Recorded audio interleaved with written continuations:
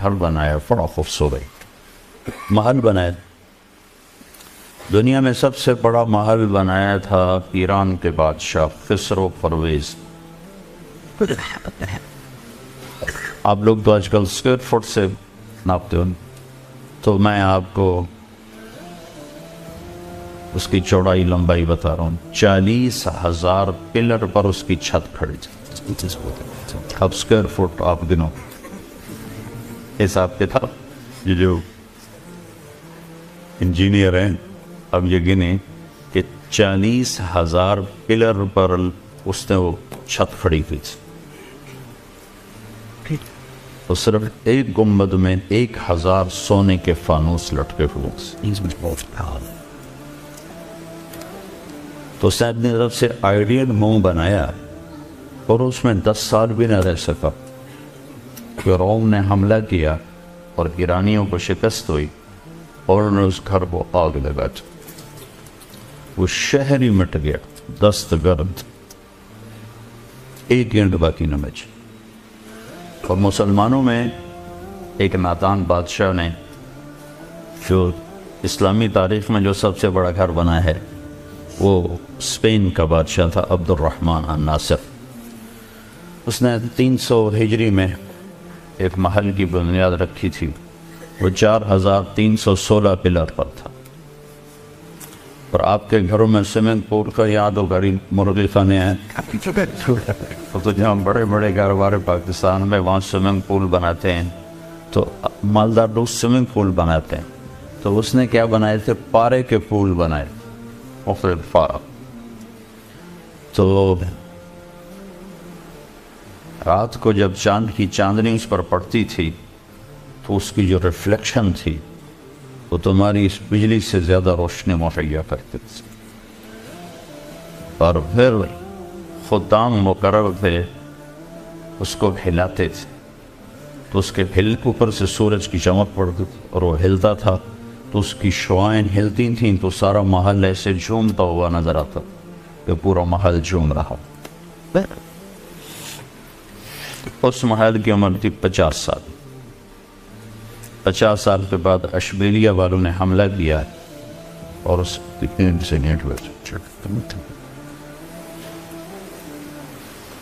بنی اسرائیل کے ایک بادشاہ نے گھر بنایا. لوگوں کو دعوت، بھائی میرا گھر کیسا ہے؟ بھائی بہت اچھا بہت اچھا. 2 آدمی چپ بیٹھے تھے. بادشاہ نے کہا تم بھی تو کچھ بول. تو کہنے لگے جی بس 2 اس میں کمیاں ہیں باقی بہت آدمی 2 کہیں رہ گئی. تو سارے متوجہ ہو گئے تھے انہوں نے کون سی کمی ڈھونڈنی جہاں سونا چاندی جڑا ہوا ہو، ہیرے جواہرات جڑے ہوئے ہوں. تو انہوں نے کیا ڈھونڈ لیا؟ ان کا کیا ہے؟ کہا ایک بات تو یہ ہے کہ آپ اسے چھوڑ کے مر جائیں. اور دوسری کمی یہ ہے کہ ایک دن یہ گھر اجڑ جائے، باقی کچھ کمی نہیں. وہ کہنے لگے پیچھے رہے ٹھیک ہے، پیچھے کیا بچا؟ وہ کہنے لگا کوئی گھر ہے جس میں رہنے والا مرے نہیں اور وہ اجڑے نہیں. کہاں ہے؟ کہ وہ کدھر ہے؟ کہ وہ اللہ نے جنت کو بنایا.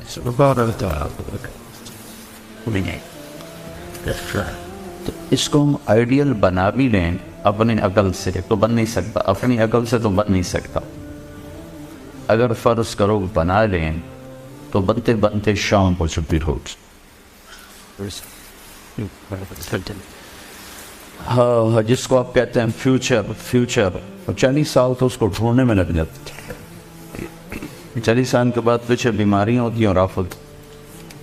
اور یہاں تو ویسے بچے چھوڑ کے چلے جاتے ہیں تو پھر دیواریں ہوتی ہیں اور کمرے ہوتے ہیں.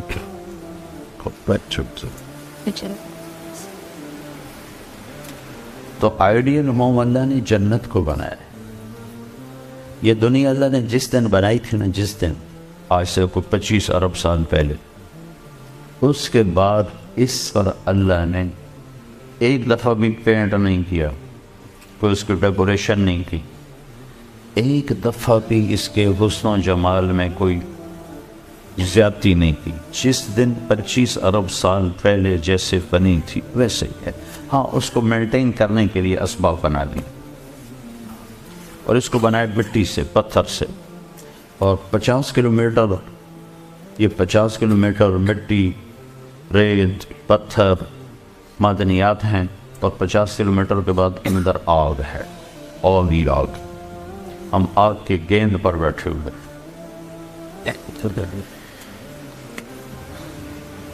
جس دن اللہ نے جنتوں کو بنایا تھا اس میں مٹی کوئی نہیں, پتھر کوئی, لوہا کوئی, لکڑی کوئی.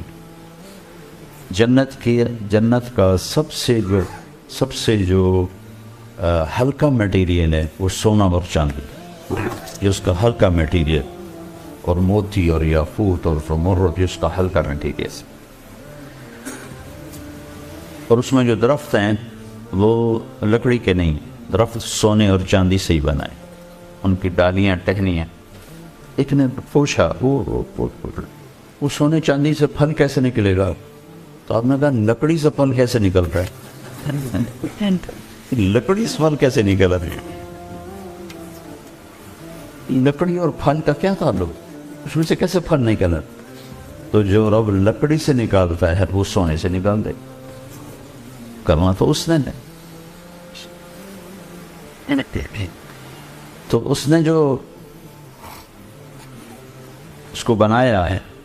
تو فرض کرو دنیا کو بنے ہوئے جو سائنسدان کہتے ہیں 25 ارب سال ہوئے ہیں, بگ بینگ 25 ارب سال پہلے تھا, تو اللہ نے اسی وقت جنت بھی بنا دی ہوگی. ہم یہ فرض کر لیتے ہیں, پتہ نہیں کب بنائی, لیکن مخلوق کے بننے کی ابتدا بقول سائنسدانوں کے 25 ارب سال پہلے, اسی وقت ہم جنت کو بھی شمار کر لیتے.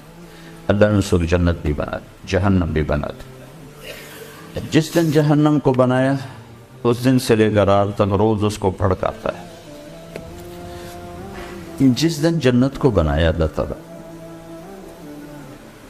اس دن سے لے کر آج تک 25 ارب سال تو یہ ہو گئے, اور آگے جتنا زمانہ باقی ہے اٹھانے تک کہ وہ ہو گیا. اس دن سے لے کر آج تک اللہ اس کو روزانہ 5 دفعہ پہلے سے زیادہ خوبصورت کر دیتے. روزانہ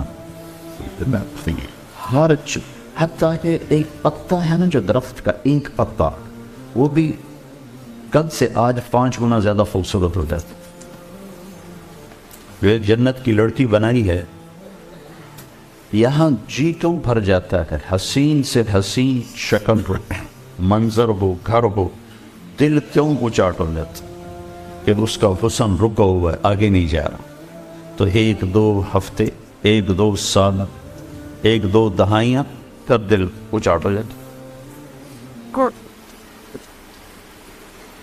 کینیڈا پہلی دفعہ ہم جماعت میں گئے تو میں نے کینیڈا والوں سے کہا نیاگرا دکھاؤ, خود کہا, وہ لے کر گئے, بڑا اچھا لگا. دوسری دفعہ گئے تو انہوں نے کہا نیاگرا دیکھنا ہے, میں نے کہا دکھا دو. انہوں نے کہا, میں کہا دکھا دو, تو ہم دیکھنے چلے. تیسری دفعہ گیا, کہنے کہ نیاگرا چلے, میں نے کہا دفعہ کرو, پانی تو ہے دیکھنے کے. اب میں کیوں نہیں گیا کہ اس کے حسن کو میں 2 دفعہ دیکھ چکا ہوں, اب مزید اس میں بڑھوتری زیادتی نہیں ہے, آگے نہیں جا. 2 دفعہ میری آنکھ اس کو دیکھ کے بھر چکی. تو کیسی ہے خوبصورت شکل ہو, اس کا حسن ایک جگہ رکا ہوا ہے, تو اس کو دیکھتے دیکھتے دیکھتے طبیعت بھر جاتی, پھر نئی کی تلاش ہوتی.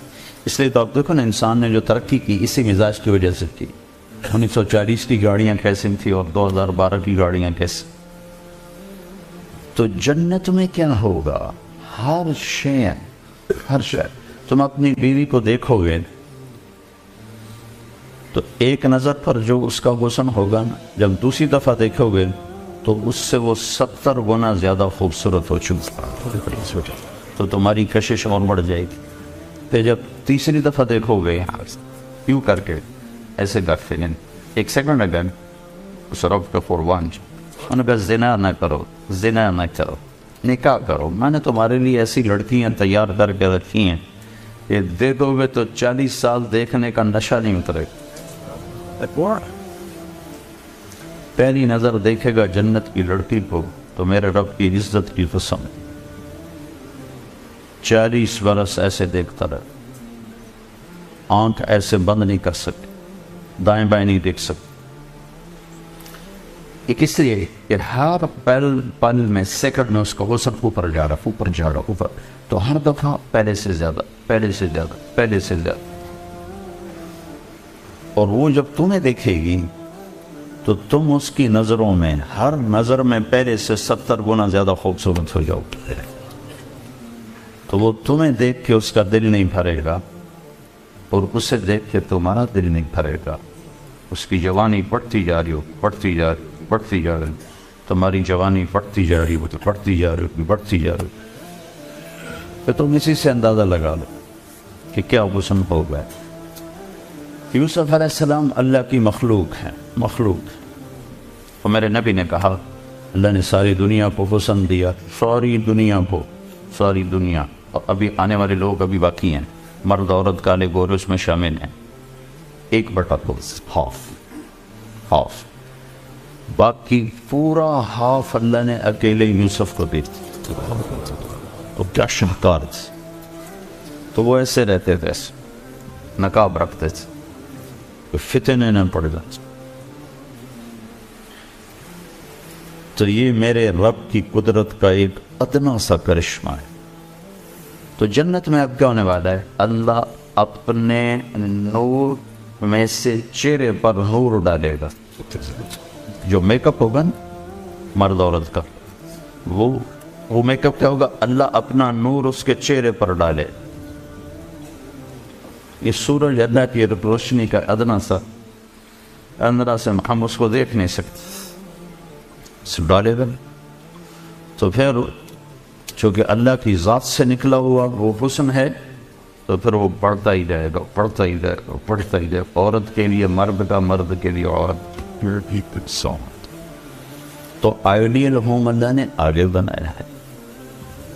پھر کتنا ہی مالدار کیوں نہ ہو, کہ نیا گھر بنانا ہے تو بنانے میں کتنا وقت لگتا.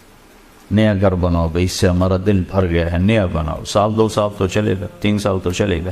میرے رب کی عزت کی قسم, آپ ایک نظر آپ نے دیکھا اور آپ کو خیال ہے کہ یہ ڈیزائن اب پرانا ہو گیا, نیا ہونا چاہیے. تو آپ کے جملہ پورا ہونے سے پہلے ہر چیز نئی ہو چکی ہو. Ideal home. ایک عورت کتنے ارمانوں سے گھر سجاتی,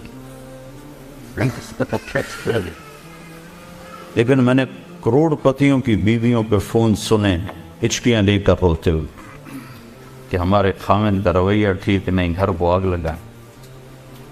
میرے لیے سیٹ کو میں کیا کروں جب میرے خاوند کا بور ہی ٹھیک نہیں. 20 کروڑ کے گھر کو میں کیا کروں جب میرا خاوند کا رویہ ٹھیک نہیں. انہوں نے تو آئیڈیل ہوم بنایا تھا, تو اس میں ہی کہاں سے آ گیا. تو یہ آئیڈیل ہوم بن نہیں سکتا, جو کہ مرد کی اپنی ہوتی ہے مرضی, عورت کی اپنی مرضی ہوتی ہے, دونوں میں ٹکراؤ ہوتا ہے, زبان پہ جملے سخت ہوتے ہیں, دل پھٹنا شروع ہو جاتے ہیں, دل ٹوٹنا شروع ہو جاتے ہیں. پھر آدمی کا جی چاہتا ہے کہ میری عزت ہو, لوگ مجھے سلام کریں, کوئی میرے آگے ہو کوئی پیچھے ہو. ایک ہمارا سیاستدان کہنے لگا تمہیں کیا خبر, جب گاڑی پہ جھنڈا لگتا ہے تو آدمی کہاں اڑتا ہے. جھنڈے والی گاڑی ہوئے تو نشہ ہی بور ہونا, جو آدمی کی کمزوری. لیکن یہاں جھنڈے بھی لوگ لگاتے ہیں اور ڈنڈے بھی لگاتے ہیں. جن کو جھنڈے لگا کے دیتے ہیں ان کو ڈنڈے بھی لگاتے ہیں. آپ کو تھوڑا سا پروٹوکول بتاؤں جنت, کہ جب اللہ تعالیٰ اہل جنت کو بٹھا دے گا, اپنے میاں بیوی ساتھ بیٹھے دروازے کھلیں اور آپ کے خادم آئیں گے. جو سب سے چھوٹا جنتی ہے اس کے 80,000 نوکر ہیں.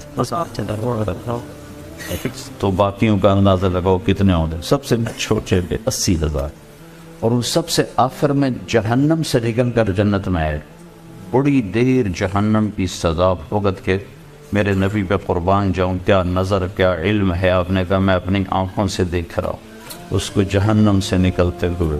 اس کا نام بتایا، اس کا نام ہوگا جوہینہ. اس کا قبیلہ بتایا، اس کا قبیلہ بھی ہوگا جوہینہ. سب سے آخر میں نکلے، موریں کھوتو کھوتو پتہ نہیں کب نکلے. تو یہ جب جنت میں ہینٹر ہوگا تو 80,000 نوکر اس کو گارڈ آف آنر پیش کرتے. 80,000 اٹھیں یہ آقا جی ہمارے سرکار سارے جنتی پہنچ گئے. آپ نے اتنی دیر لگا، کہے گا شکر کرو میں آ ہی گیا، میں نے بڑے لطر پہ جائے.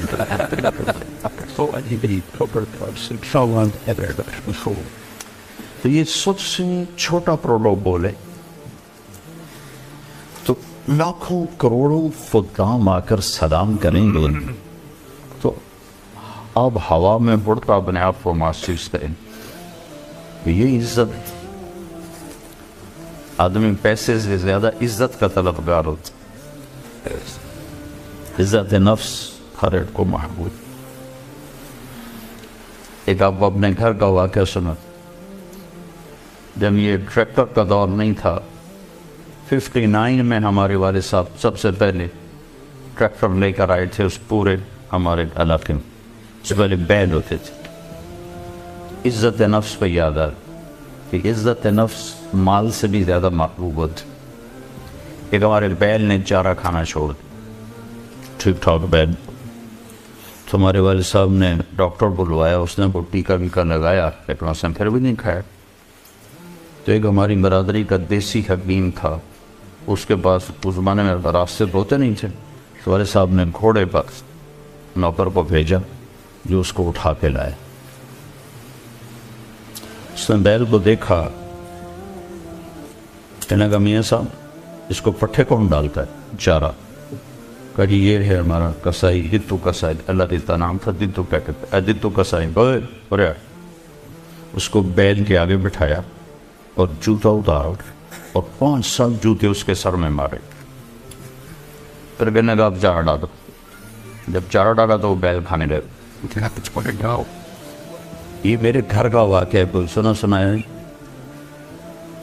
تو میرے والد صاحب حیران ہو کر کہنے لگے ایک ہی ہے. کہا جی میں نے اس کو چیک کر لیا تھا، اس کو کچھ نہیں تھا. یہ آپ کے نوکر نے اس کو کہیں کوئی ڈنڈا سوٹا مارا ہے. تو وہ غصہ کر گیا تھا کہ میں اس سے کیسے بدلا تھا. تو اس نے غصے میں کھانا چھوڑ دیا کہ میری عزت کو اس نے خراب کیا. اب اس کی آنکھوں کے سامنے 2-4 جوتے میں نے مارے تو وہ خوش ہو گیا. عزت کی طلب کوئی ناجائز نہیں ہے، یہ انسانی ضرورت. مال کی طلب ناجائز نہیں ہے، انسانی ضرورت. ہاں اس کے حدود ہیں، اس کے اندر تو ضرورت ہے، اس کے باہر کوئی کہیں تکبر بن جاتا ہے، کہیں ظلم بن جاتا ہے، کہیں زیادتی ہے. حدود کے اندر. ایک حدیث سنا دیتا ہوں، اس مسلمان کو عزت دینا کتنا ضروری ہے. میرے نبی نے فرمایا 1 روپیہ سود کھانا 36 دفعہ زنا کرنے کے برابر. 1 روپے یعنی 1 پاؤنڈ سود کھانا 36 دفعہ زنا کرنے کے برابر. اس کے بعد آپ نے فرمایا اور تمہیں بتاؤں سب سے بڑا سود کیا ہے؟ جب 1 پاؤنڈ کا سود 36 دفعہ زنا کے برابر ہے تو آپ نے فرمایا اب تمہیں بتاؤں سب سے بڑا سود کیا ہے؟ الاستطالۃ فی عرض المسلم، مسلمان کو بے عزت کرنا سب سے بڑا سود.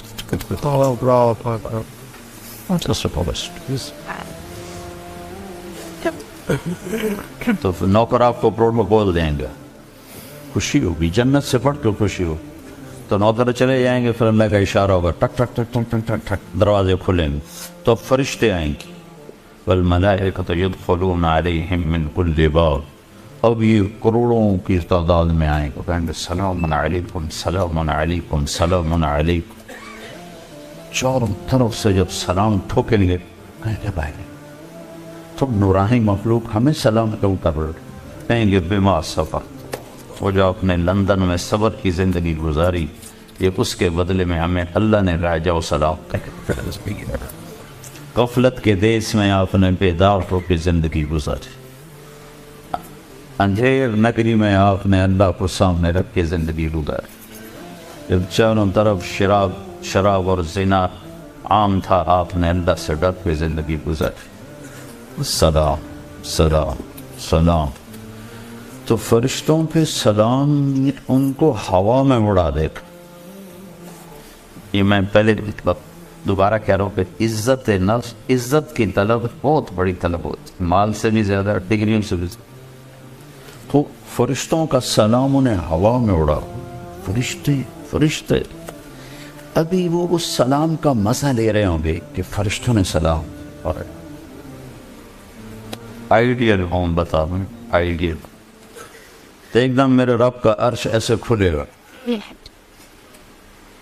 ایک دم نور میں نور چھا جائے، جب ایسے آنکھیں اٹھا کر دیکھیں گے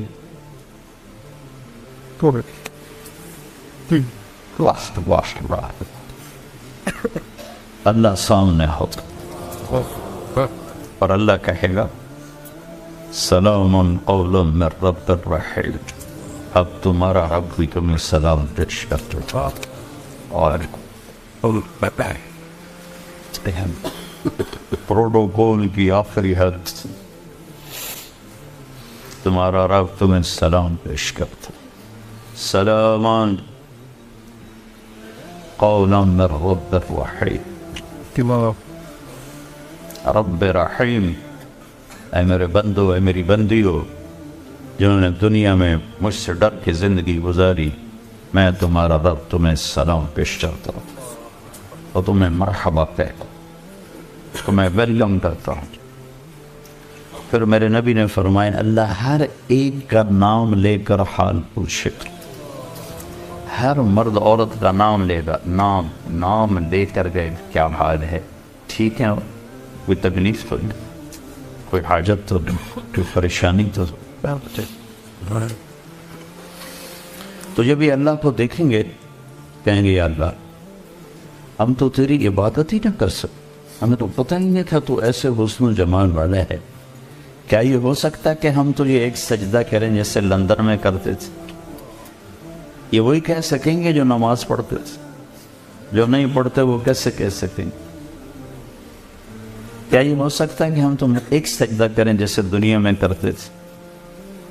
تو اللہ تعالیٰ فرمائیں گے میرے بندو اب پوزیشن بدل چکی ہو، حیثیت بدل چکی، حیثیت، پوزیشن، یا لبو کیسے کہ دنیا میں تم بندے تھے اور میں تمہارا مالک تھا، تم نوکر تھے اور میں مالک تھا، ٹھیک، تم ایمپلائی تھے، تمہاری زبان، تم میرے ملازم تھے اور میں تمہارا مالک تھا، تو تمہارے ذمے میری مانگ کے چلنا، میری عبادت کرنا، نمازیں پڑھنا، روزے رکھنا تمہارے ذمے تھا۔ اب جنت میں آ کے حیثیت بدل گئی ہے، اب تم مہمان ہو اور میں تمہارا میزبان، کیا ہوسٹ کہتے ہیں میزبان کو؟ تو اب تم میرے لیے مہمان ہو، میں تمہارا ہوسٹ ہوں، اور مہمان کو تکلیف نہیں دی جاتی، مہمان کو بٹھا کے کھلایا جاتا ہے، جاؤ کلو واشربو، کھاؤ پیو، ہنیہ، ہنیہ کا کیا مطلب ہے؟ کھاؤ، ہر لقمہ کی لذت پہلے سے زیادہ پاؤ، کھاؤ، کھانے کے بعد پخانا کوئی نہیں، پیو، ہر گھونٹ کی لذت پہلے سے زیادہ پاؤ، پیو، پینے کے بعد پیشاب کوئی، بیماری کوئی، پھر پینے پلانے کی بھی 3 محفلیں قرآن نے بتائیں کہ یہاں شراب نہ پیو، آپ کے یہاں عام ہے، اس لیے ہر دفعہ میں بتاتا ہوں کہ اللہ کرے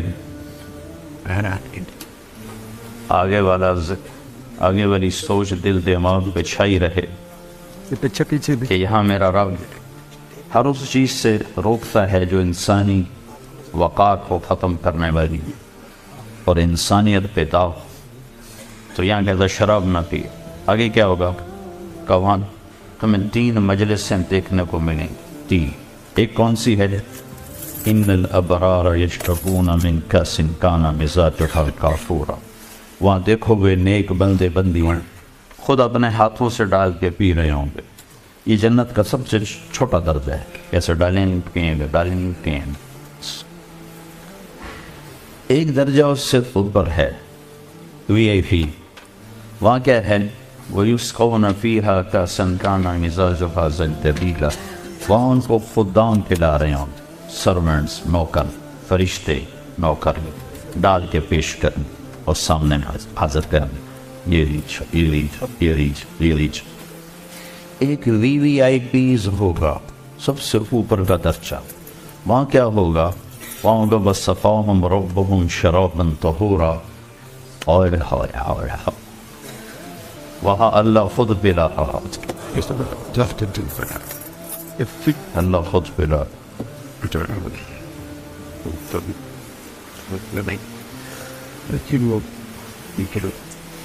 اللہ کے نبی تشریف فرما رہے، ادھر بیٹھے تھے عبداللہ بن عباس، سیدھے ہاتھ، چھوٹی عمر پہ 12 سال۔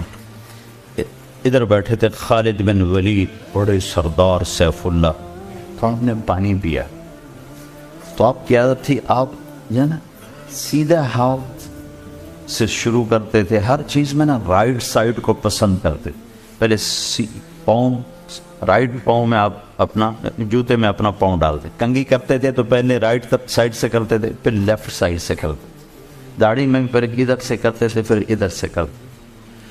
ایک مثال دے رہا ہوں، تو آپ کا جی چاہا یہ بچہ ہے میں یہ پانی دوں خالد بن ولید کو جو سردار ہے، لیکن وہ آپ کی مستقل عادت پھر ادھر سے شروع کرنا، ادھر والے کو دینا، تو آپ نے کہا عبداللہ اگر تو اجازت دے تو میں یہ خالد کو دے دوں۔ کہ یا رسول اللہ کسی اور کا جھوٹا ہوتا تو میں ایثار کرتا، یہ آپ کا جھوٹا ہے، آپ کے ہاتھوں کا، میں کیسے کسی اور کو دے؟ یہ تو آپ کے ہاتھوں کا ہے، میں نہیں کسی کو دیتا، مجھے ہی دیں آپ۔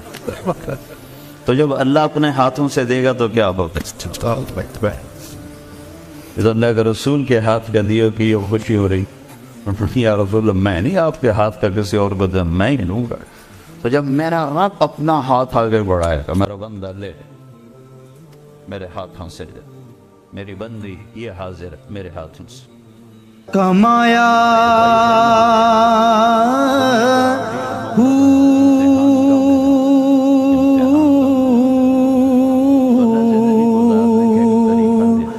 نام بھج مسیح تی وڑیا، تو وہ زندگی جس کو اللہ نے پسند کیا اس کا نام ہے اسلام۔ تو اسلام سیکھنا پڑتا ہے میرے عزیزو، بن سیکھے تو کوئی چیز نہیں آتی۔ واحد مخلوق ہے انسان جو جاہل پیدا ہوتا، باقی ہر چیز پڑھی لکھی پیدا ہوتی۔ درخت بھی اتنے تعلیم یافتہ ہیں کہ سیب کے اوپر کیلا نہیں اگ سکتا، کیلا ٹی شیپ نہیں ہو سکتا، اسی شیپ میں ہے، اسی طرح حلوے کو رکھ بھرے، اس میں ذائقہ بھرے۔ انسان جاہل پیدا ہوتا، اسے سیکھنا پڑتا ہے۔ تو اب ساری چیزیں سیکھتے ہو، اسلام بھی تو سیکھو۔ شکر ہے اللہ نے ہمیں مسلمان گھر میں پیدا کیا، لیکن ہم نے اسلامی زندگی سیکھی تو نہیں ہے، اس کو سیکھو گا۔ اس میں پہلی بنیاد اللہ یہ دیتا ہے کہ ساری کائنات کا مالک اور خالق اللہ ہے، ساری کائنات کا مالک اور خالق اللہ ہے، للہ ما فی السماوات و ما فی الارض۔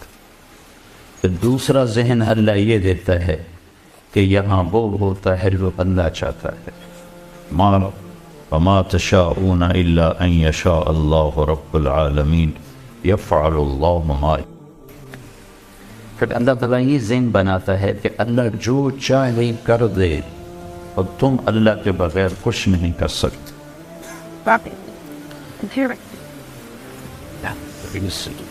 یہ ذہن ہے لا الہ الا اللہ، لا ہر چیز پہ لا ہے، اس ساری کائنات کے ہاتھ میں کچھ نہیں ہے، جو کچھ ہے اللہ کا ہے، اللہ کے ہاتھ میں۔ سب سے پہلے اللہ لا الہ الا اللہ کی بنیاد بناتا ہے کہ جو تمہیں نظر آ رہا ہے یہ کسی بنانے والے نے بنایا ہے اور یہ اسی کے ہاتھ میں ہے، کسی اور کے ہاتھ میں نہیں ہے، وہ جو چاہے کر کے دکھاتا۔ یہ اللہ تعالیٰ سب سے پہلے اسلام پر چلنے کی یہ بنیاد ہے، یہ بنیاد نہ ہو تو اسلام پہ نہیں چلا جا سکتا۔ اس کے مقابلے میں دوسرا ذہن یہ ہے کہ سب کچھ پیسے